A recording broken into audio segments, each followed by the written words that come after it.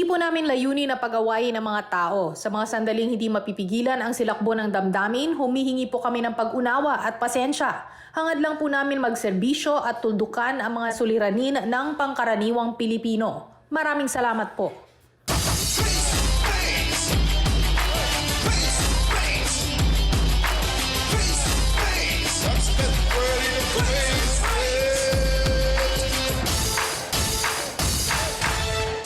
We just can't have enough.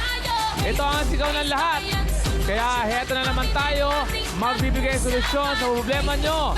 Basta lagi natin tandaan, pag may issue, huwag nang palakin, ating harapin face to face. Ako ang inyong lingkod, ang maaasahan, Alex Calleja. Asahan nyo rin ang mga opinion at kuro-kuro mula sa ating mga Sausawera dito sa studio. Asahan nyo ang mabilis na serbisyo mula sa ating mga maring referee na sina Marife 1 at Marife 2. Asahan nyo ang agarang aksyon sa paggamutan mula sa ating medical personnel from Medic 1. At ang laging maasahan para sa kanilang words of wisdom, we have the beautiful Atty. Lorna Kapunan, the debonair Dr. Law Brother June Banat, and the luscious Dr. Camille Garcia. Sila ang ating wonderful trio, tagapayo! At eto na nag-isang queen, mother na maasahan sa pagbibigay aksyon sa mga problemadong sitwasyon. It's the Mama Wonderful, Mama Carla Estrada! Good morning, good morning! Okay, kapitana tayo ngayon, ha? Good morning, trio tagapayo! Yes, eto na pag-uusapan natin ngayong araw, kapitbahay, madalas magparinig at nagkakalat ng chismis. Kesyo, ganito, kesyo ganyan, kesyo magnanakaw daw siya ng gamit. Oras na para maningil. Linisin mo ang dangal ko. Ang mga problemang hindi na kailangan pang paabutin sa demandahan, harapin natin face to face. Hoy, Lani, anong sabi mo? Dugyot at mababaho kami? Bakit? Anong tingin mo sa sarili mo? Malinis ka? Hindi ka pa ba sanay? Sadya nga yung lugar natin mabaho talaga dahil payatas yon. Ngayon, dito tayo magharap sa face-to-face ngayon. Genevieve, sino ang inirereklamo mo? Si Lani po. Anong ginawa sa'yo ni Lani? Mapintas po kasi siya. Tsaka, Pintasera? Opo. Bakit? Ano Tapos, sinasabi niya? mababaho daw po kami, mga dugyot daw po kami. Ganun daw po. Ba't kayo mababaho? Basura ba kayo? Nagtatrabaho po kasi kami sa basura. Kaya po ata kami niya sinasabihan ng ganun. Marami namang nagtatrabaho sa basura pero hindi naman nila kailangang maging mabaho din. Katulad ng basura. So bakit, saan ang gagaling itong Marife? Ayun nga pong hindi namin sa kanila alam kung bakit nila ginaganon kami. May mga pinag-awayan ba kayo? Wala naman po. So ano, sa tingin mo, ang dahilan, bakit kailangan kanilang laitin ng ganyan? Ay, kasi po minsan po, pagkadadaan kami sa kanila, madudungis kasi kami kasi galing po kami sa pilian ng basura. Ganun po. Kaya po ata kami nila ginaganyan. Anong naggaganyan sa'yo? Isang pamilya ba yan? O... Dalawa po sila nun si Ate Lani, pati yung isang matanda. Ay. So pinagbibintangan din kayong magnanakaw? Opo. Bakit daw? Kahit sampay lang po sa bahay nila, pinagbibintangan pa kami, dadaan lang kami, kinukuha daw namin. Bra na lang po, inaano pa sa amin. Ayun po yung ano niya. Eh samantala nga po yung nakukuha namin sa pilian na bra, mas original pa sa mga bra nila. Pero napag-usapan nyo na ba ito? Kinumpronta mo ba? Nag-usap ba kayo? Hindi po kasi ang ginagawa lang po namin, papakinggan namin sila, tapos lalabas kami sa kabilang tenga. Ganun Okay, po. pero ngayon, nakarating ka dito nakakapikon sa... na po eh. Okay, kaya ka nakarating dito sa Opo. face-to-face. Hindi mo na kayang palagpasin sa kabilang tenga mo. Opo, parang ganun na po. Okay, pero ikaw ay isang buntis ha? Hindi ka ba nag-aalala sa kalagayan mo? Hindi naman po. Oh, okay. Paano mo nalaman na ikaw ay ichinichismis? Diretsahan ba to, face-to-face na sinabi sa'yong ang baho mo, ganyan? Naririnig po namin yan kahit sa mga ibang tao. Sinasabi niya rin po yan. Ayun nga po yung mahirap sa kanya eh. Hindi niya na lang sabihin sa harap-harapan namin. Hindi yung sa iba pa namin malalaman eh. Lumipat na raw kayo ng ibang tirahan para makaiwas lang sa kahihiyan? Opo, ganun nga po. Lumipat na nga po kami. Sinusundan pa din po kami ng mga hayop na yan. Parang ganun. Ang hirap din talaga ng chismis, ano? May pakpak. Talaga namang nakakalipad at susundan ka ng kahihiyan ng mga chismis na yan. Siya ang kapitbahay na madalas magparinig at nagkakalat ng chismis tungkol kay Genevieve. Lani, pasok! Uy, ang tibay mo! Ako pa talaga, nireklamo mo? Tibay mo? Impacta ka talaga! Kapal kasi ng mukha mo! Talaga ako pa makapal? Ay, hindi. Manipis ang mukha mo. grabe Kita mo, di ba? Inday. Diyos ko. Aling Lani, kayo ba ay talaga Kaya- daw na mapagmata at tinatawag nyong mababaho itong mga kapitbahay ninyo? Opo. Bago nyo sagutin yan, magbabalik ang... Face to face!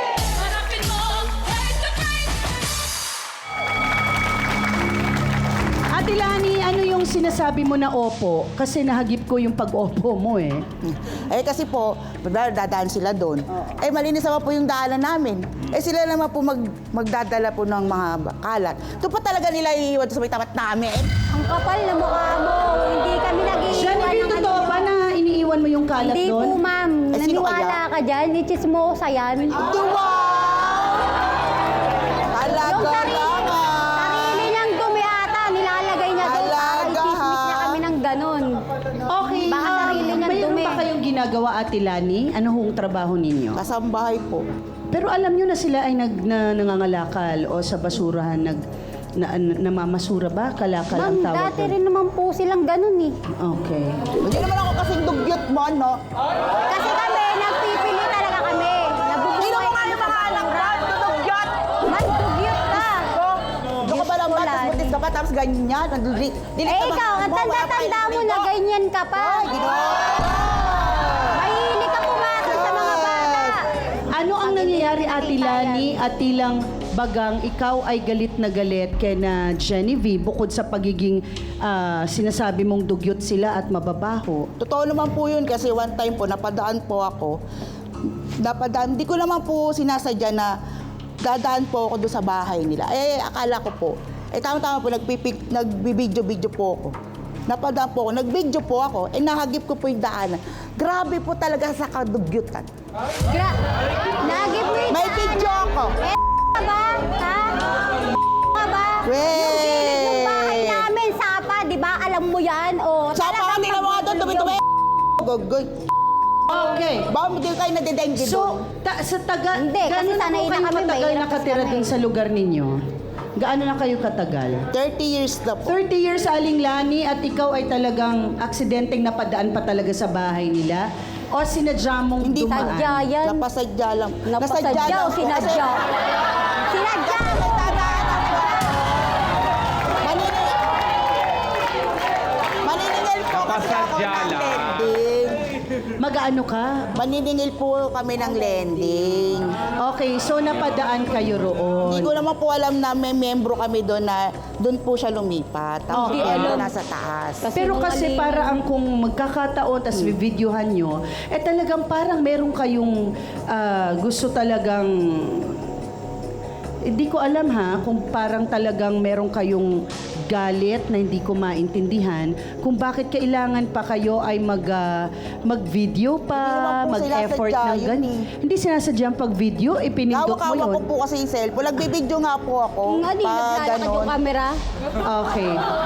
Sige, Kuya Alex, pakinggan muna natin ang ating mga sausawero at sausawera no, bago tayo magpatuloy at maayos itong ating gusot ngayong umaga.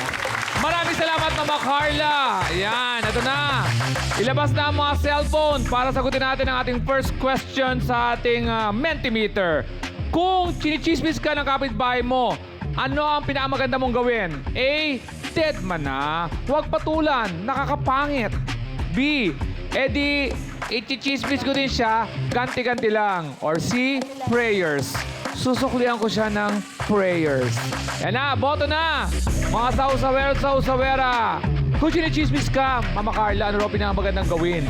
Yan ang mga choices natin. Uy! 50% po, dead man na, huwag patulan dahil nakakapangit. Yan ang nanalo sa ating botohan, Mama Carla. Back to you. Thank you, Kuya Alex! Siya naman ang biyanahan ni Genevieve na biktima rin daw ng panghahamak ni Lani. Wilma, pasok.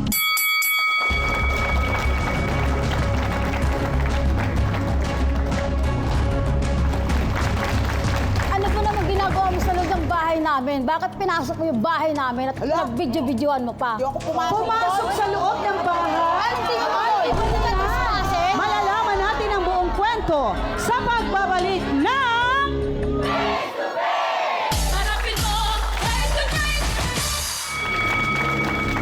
Ano ang sinasabi mo, Ate Wilma, na si Ate Lani pumasok talaga sa bahay mo para video ng bahay mo?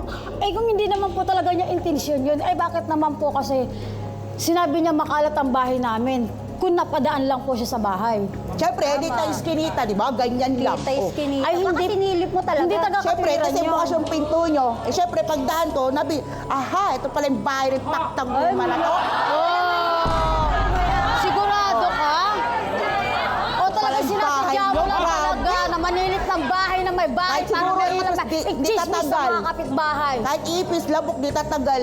Tumira. Ay, Diyos ko po. Okay. Grabe, sa kadugbutan. Ate Wilma, totoo bang ipinagkakalat din na kayo ay kumakain ng pagpag? Ayun na nga po eh. Pinagkakalat niya po eh.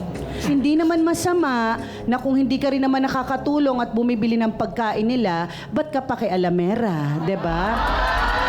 Hindi lang... Okay.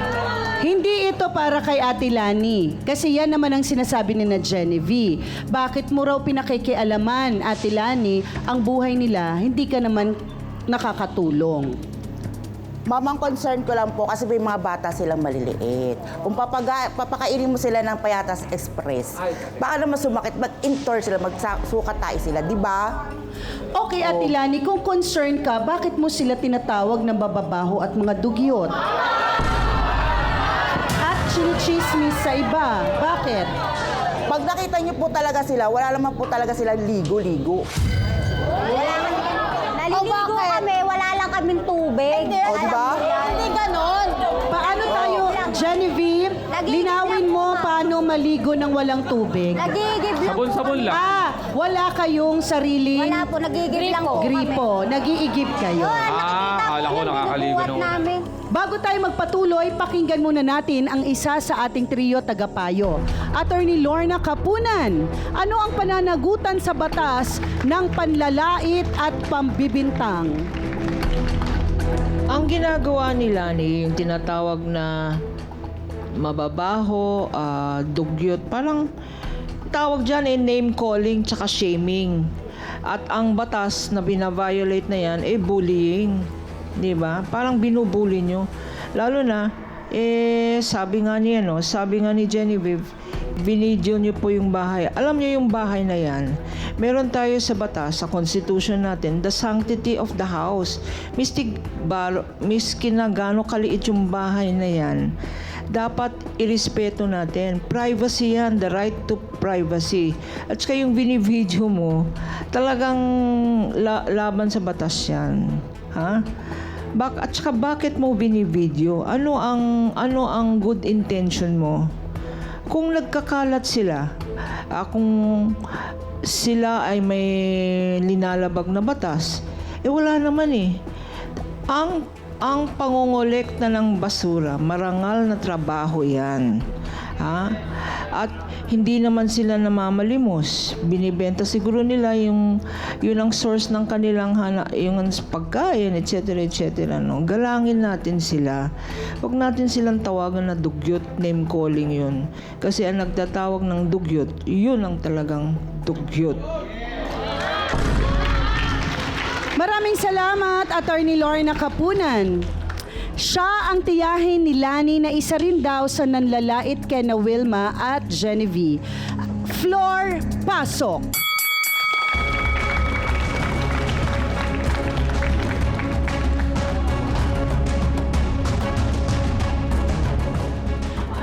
Hindi ako magsasalita sa inyo. Sa araw-araw ng ginawa ng Panginoon, dumadaan kayo sa harapan ko. Nung una, magkatabi tayo ng bahay, di ba? Sa katabi kita ng bahay, lagi kayong pinagsasabihan ko nga, ayusin nyo naman hindi yung pamumuhay dahil pares tayo na mamasura, di ba? Ayusin nyo naman yung kapaligiran dahil basura na nga ang hawak natin. Basura pa rin ba hanggang dito sa pamamahay natin? May katwiran si Ate Flor at maririnig pa natin mamaya ang kanyang istorya sa pagbabalik ng...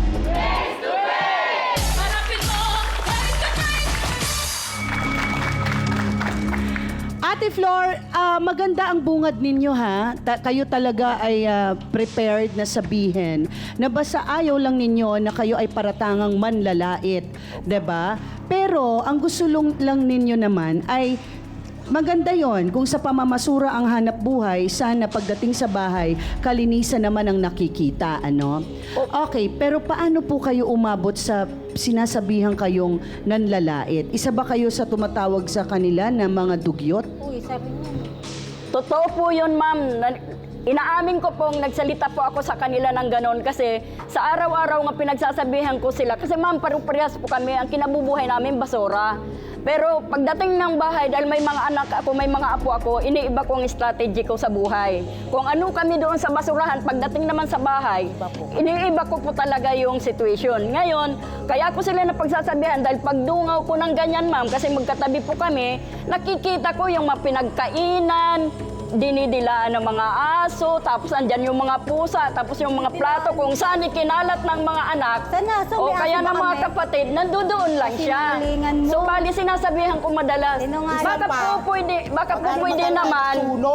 baka po pwede naman iligpit nyo yan. Pangalawa, tag-init ngayon, baka masunog tayo dahil nandyan lang yung mga daladalahan po nilang galing sa basura. Okay, Nanay Flor. At dahil sa hindi na rin sila matahimik at kayo rin, naglipat na ho sila ng lugar.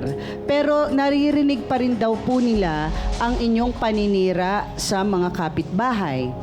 Ma'am, hindi po ako tsismosang tao. Totoo po yan. Inaamin ko sa sarili ko, hindi po ako tsismosang tao. Pero, ang nakikita ko po, ipinararamdam ko po sa kanila. Dahil kung ano po ako, sinasabi ko rin sa kanila nga, hindi ko ugaling i-chismis kayo. O sino man dito. Kahit magtanong kayo kako dito sa lugar natin. Sinungaling ang ninyo. sagot, Genevieve. Bakit mo sinasabi yon? Ma'am, hindi kami chinichismis. Samantala, dalawa nga yan sila palagi naggaganyanan doon sa kalye. Wala nang ibang ano. Alam nyo, Ma'am, sa dami-daming tao, ma'am. Kami lang yung nagaganyan nila. Kami lang ata kaya nila eh. Talaga lang, ha? okay, alam maganda ang concern ni Aling Flor at saka ni Aling Lani. Pero ang pagpapaalala at pangingialam ng para sa ikabubuti ng iyong kapitbahay or neighborhood is medyo okay. I think okay naman yon. Pero ang ichismis sa iba, yung mga nakikita mo at videohan pa at ipakita, yun naman talaga ang issue natin.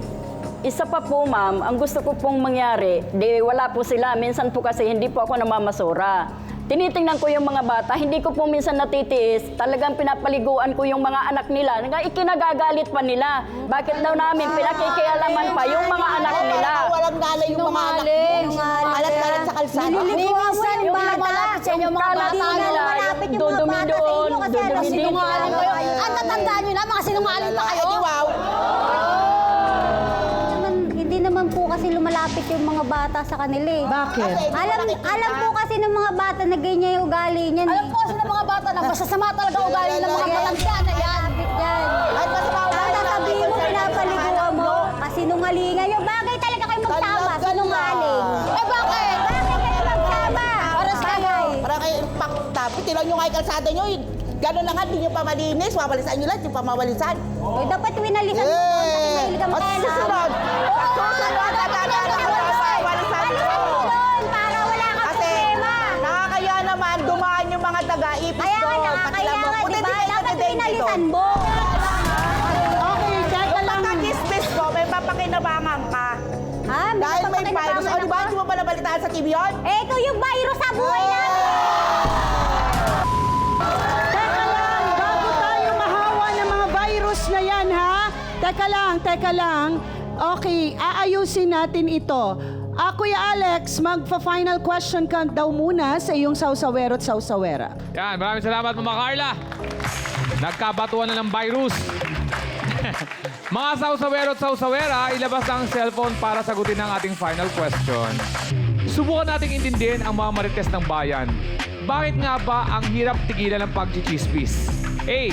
Masarap makialam sa buhay ng may buhay. B. Wala kasing ibang ginagawa. Hindi busy. Chismis na lang. C. Ang totoo niyan, inggit lang. Yan na, nako. Sino gusto magpaliwanag na kanilang sagot? Taas na! Dahil nakita ko, marami ang bumoto ng wala kasing ibang ginagawa, hindi busy, chismis lang. Sino? Ano pangalan? Sophia po, Sophia! Sophia, ilang taon? 23, 23. Anong kurso? psychology po. Ako, i-represent mo mga psychology. Nanonood si Dr. Camille. Anong sagot mo at bakit? Yung sa dulo, ano yun? Yung... ang totoo niyan, inggit lang. Oh, bakit yon? Bakit? Hindi kasi pagka nainggit ka sa isang tao, parang super interested ka sa ginagawa nila, sa behavior ng isang tao, parang gusto mong maki-assess sa buhay nila. Kasi parang meron kang something na wala din sila. Pero sa buhay nila ate, yung chismis nila, very negative kasi pwede naman nilang pagsabihan personally yung tao. Hindi na dapat nila binibidyoan or kinakalat. Kasi para sa personal interest na lang nila siguro yung pagbibidyo nila. So, Tama naman siguro yung sagot niya na yung personal interest na lang ng tao. Yung kasi gusto lang na lang. Salamat sa sagot mo. Mama Carla, so ayun ang sagot ng personal lang ng interest ng mga tao. Parang may bakod yung mga kabataan ngayon. Parang ito. Oo, totoo. Back to you, Mama Carla. Maraming salamat, Kuya Alex. Okay, eto na. Abangan naman natin ang masasabi ng ating trio tagapayo sa pagbabalik ng... Face to face! Matapos natin marinig ang kwento ng bawat partido, ay maririnig na natin ngayon ang ating trio tagapayo. Sa pangunguna ni Dr. Love. Salamat, Mama Carla. Naalala ko lang sa mga dugyot na katulad nyo, Genevieve, at saka anong pangalan ng biyanan mo? Wilma po. Wilma. Sa mga dugyot na katulad nyo, pakinggan niyo mabuti sasabihin ko. Ang Panginoon ay nagkatawang tao, hindi para sa mga mayayaman at mga malilinis katulad nila. Ang Panginoon ay nagkatawang tao para sa mga makasalanan at mahihirap na katulad nating mga dugyot. Okay? So may pag-asa tayo. Mahal tayo ng Diyos. Nakita ko yung concern ni Aling Lani at saka ni Aling Flor sa inyong dalawa. Kasi nakikita nila yung dumi ng bahay ninyo, yung mga anak ninyo, mga marurumi, mga dugyot. Ang hindi maganda, parang may halong insulto yung kanilang paraan ng pagtawag sa inyo ng pansin at pagtulong.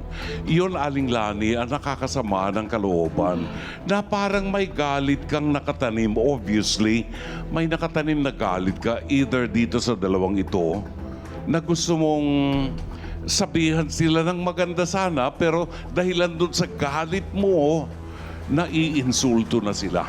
No? Huwag nating pagbasihan po ang ating estado sa buhay. Kung nakikita natin na kumakain ng pagpag itong mga ito, ipinakakain sa anak nila yung pagpag. Ang tanong,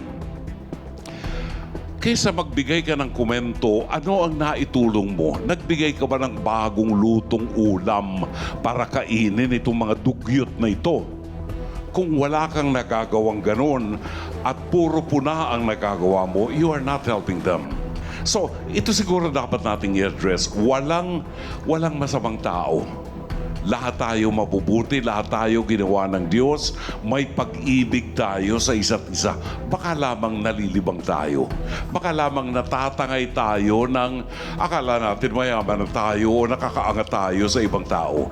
Let's love them. Mahalin natin yung mga taong mas mahirap kaysa sa atin. Maraming salamat, Mama Carla. Maraming salamat, Dr. Love. Ngayon naman, pakinggan natin si Dr. Camille Garcia. Thank you, Mama Carls. Magandang araw po. Naalala ko nung panahon ng COVID, ang daming mga pulubi, ang daming mga street dwellers. Madudumi, pero sila yung hindi nagkaroon ng COVID. Di ba? Sasabihin, bakit ganun? Samantalang yung iba na sobrang linis, sila yung mga namamatay ng COVID. So, bakit pinupulaan natin ngayon yung isang taong dugyot at sinasabi natin, may virus ka? Lahat tayo nagkakaroon ng virus. Kaya nga yung in-inject sa atin na anti-COVID virus yun. Para sa ganun, lumakas yung ating immune system. At kung tutuusin, kung nakikita nyo dito, maaari yung pamilya ni Genevieve, kahit na marumi sila, malakas ang immune system nila. Kaya hindi sila nagkakasakit. Siguro, dapat din nating isipin. Maaring sinasabi natin, cleanliness is next to godliness. Oo, literal na kailangan maging malinis tayo dahil kasi mas pinapakita natin kung ano yung nararapat na ang kalinisan, parang nagre-reflect ng kagandahan ng ugali. Pero talaga bang maganda ang ating ugali rito ngayon? Siguro, pagdating sa ganyan, Aling Lani, Aling Flor, pasensya na po. Magbibigay ako ng sabon para sabunin ang inyong mga bibig at maging malinis ang inyong sasabihin. Yun lang po. Maraming salamat, Dr. Camille. Ngayon naman ay balikan ho natin si Attorney Lorna Kapunan para sa karagdagan niyang payo. Idadagdag ko lang, Mama Carl, na siguro reminder na lang to sa kay Genevieve, no? Kasi, although masama yung sinasabi nila Lani at saka ni Flor na dugyot kayo at mababaho, siguro naman isang paalala sa atin, no? Kasi may mga anak tayo. Yung sinasabi niya, mali yung ginawa nila na nakikita nila sa loob ng bahay niyo pa. Yung mga hindi liniligpit na mga plato, yung hindi linilinisan na paligid, no? Reminder lang sa atin yun. Kasi matatanda, senior citizen na sila, siguro wala namang bad intentions yan, ano. Gusto rin nilang tumulong sa inyo at maganda nga yung ginawa ni Mami Flor na pinaliguan ang mga anak mo. So, wag nating isipin na ang intensyon nila ay panglalait lang. Talagang dapat mag-reconcile na lang kayo kasi pareho kayong nasa kalagayan na nahihirapan kayo.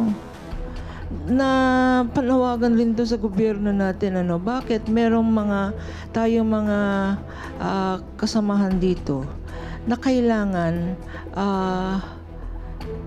maghanap ng basura para lang mabuhay, hindi ba? Dapat sila yung tinatawag na marginalized, yung nasa laylayan, ano. Dapat hindi sila, kasi kung minsan kasi hindi kayo mga registered voter, pinapabayaan na kayo, no? Kasi hindi naman kayo bumuboto, di walang pakinabang sa inyo, di pinapabayaan na lang kayo. Hindi naman dapat po ganyan. Kanya, pag sa kahirapan natin, magtulong-tulungan na lang tayo, ha? Huwag nating sabihin dugyot ka. Hindi, ikaw ang dugyot. Hindi ganun. Isang pamilya lang tayo. Kayo doon nangangalakaw sa basura, magtulungan na lang kayo. At saka, Genevieve, ha? Alagaan mo mga anak mo, ha? Kung walang tubig, may paraan yan. Pwede silang paliguan at turuan ng magandang asar. Maraming salamat, Attorney Lorna Kapunan. Ngayon naman, bago natin marinig ang ating mga bisita kung ano ang kanilang mga natutunan o na-realize pagkatapos marinig ang trio tagapayo at sa ating mga pagkakwentuhan ngayong umaga. Ang sa akin kasi, kung nakita ba, Ate Lani at Aling Flor, naintindihan nyo ba kung ano yung pagkakamali nyo doon sa concern ninyo? Okay. So, kayo naman, Ate Genevieve and Ate Wilma, nakita nyo kasi yung mali. Hindi nyo nakita yung magandang concern, yung magandang intention. Ang nakita nyo agad ay ang paglalait, which is bad. Masama talagang manlait. 'Di ba? Walang kahit na sino mang may karapatan manglait ng kapwa. Kasi lahat tayo ay may dumi sa mukha. Bago tayo manglait, manalamin muna tayo at linisin muna natin ang ating sarili. Laging sinasabi yan ni Dr. Love. Diba? Walang kahit na sinong pwedeng manlait sa kapwa. Wala tayong karapatan. Kahit ang pinakamataas pang taong may pinakamataas ng antas ng pamumuhay ay walang karapatan. Diba? Ngayon, Ate Genevieve, unahin kita, anong masasabi mo sa pag-uusap natin ngayon? Wag na po nila pakialaman yung buhay namin. Yun lang po. Ano naman ang may natutunan ka ba tungkol sa kapaligiran? Pagiging malinis po. Hindi ito para kay Lani at Ate Flor, ha? Ito ay para sa'yo at sa mga anak mo. 'Di ba? Alam mo, kahit maliliit lang ang bahay natin, pag malinis, napakasarap uwian. 'Di ba?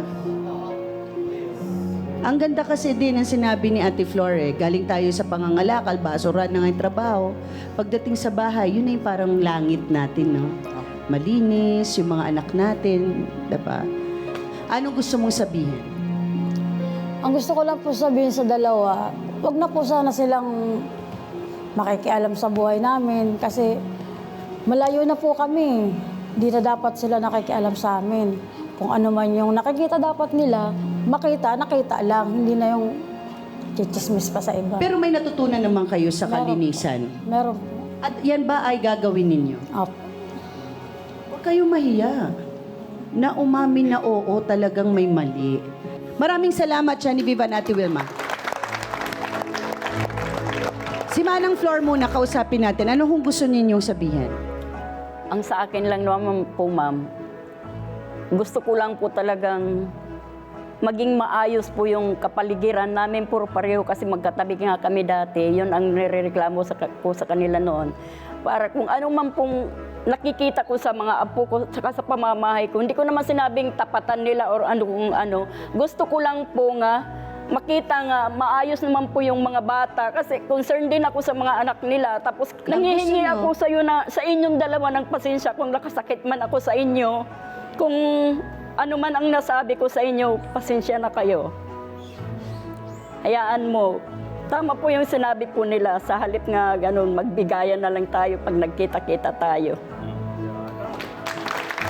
Maraming salamat, Ate Flor. Ate Lani, kanina ka pa naiiyak. Ano ang gusto mong sabihin? Kasi po, 7 po yung anak ko. Namasura rin po ako. Pero talagang, kung ano po kami sa may basura, pag uwi po namin ng bahay, hindi po kami ganun. Napaaral naman po namin yung mga bata. Tsaka sorry kung nakapagsalita ako ng ganun. Talaga naman, intention ko talagang binidyohan yun para pakita sa inyo kung gaano kadumi yung paligid. Sorry talaga. Ate Lani, ang pakikialam ay hindi masama kung sa magandang pamamaraan. Pero ang nangyari kasi, napakialaman mo tapos nasasabi natin sa iba, may nakasakit tayo. But, syempre, ngayon, meron ba kayo masasabi, Genevieve, ang panghihingi sa kanila nila ng sorry? Wala na akong masabi sa kanila. Pasensya na rin. Ayun. Okay. Hindi naman kailangan na kayo ay magkaayos. But importante, magaan tayong maghihiwa-hiwalay, diba? Na maayos tayo lang. At saka, Genevieve, bibigyan kita ng damit-damit ng baby mo na palabas. Ha? Yan na lang ang tulong ko. Basta promise, lagi nang malinis ang kapaligiran nyo. Sa'yo din, Ate Wilma, para sa siyam mong anak. Parang kulang pa, no? Okay. Maraming salamat sa mga bisita natin ngayong umaga. Trio Tagapayo, thank you very much. We made it. Kuya Alex, anong say mo sa pinag-usapan natin ngayon? Mama Carla, may tanong muna ako kay Genevieve. May sa bahay niyo ba may multo nagpapakita? Wala, no? Wala. Yan, okay. Kasi malalaman mo pag malinis ang kapaligiran mo pagka may nagpapakitang white lady. Oo, kasi wala pa nagpapakita sa ibabaw ng basurahan ng white lady. Wala pang multo sa payatas. Kaya naman dapat maging malinis tayo para balang araw bisitahin tayo ng white lady dahil ayaw nung namamansyahan yung damit niya pag nagpapakita. Back to you, Mama Carla. Maraming salamat, Kuya Alex. Katulad ng pinag-uusapan natin kanina, pag concern tayo sa ating kapwa, dapat ipakita natin kung ano ang pagmamalasakit na totoo. Hindi kailangan idaan sa paninira at panlalait. Ako po ang inyong Mama Carla na nagsasabing ang mga problemang hindi na kailangan pang paabutin sa demandahan, harapin natin face to face!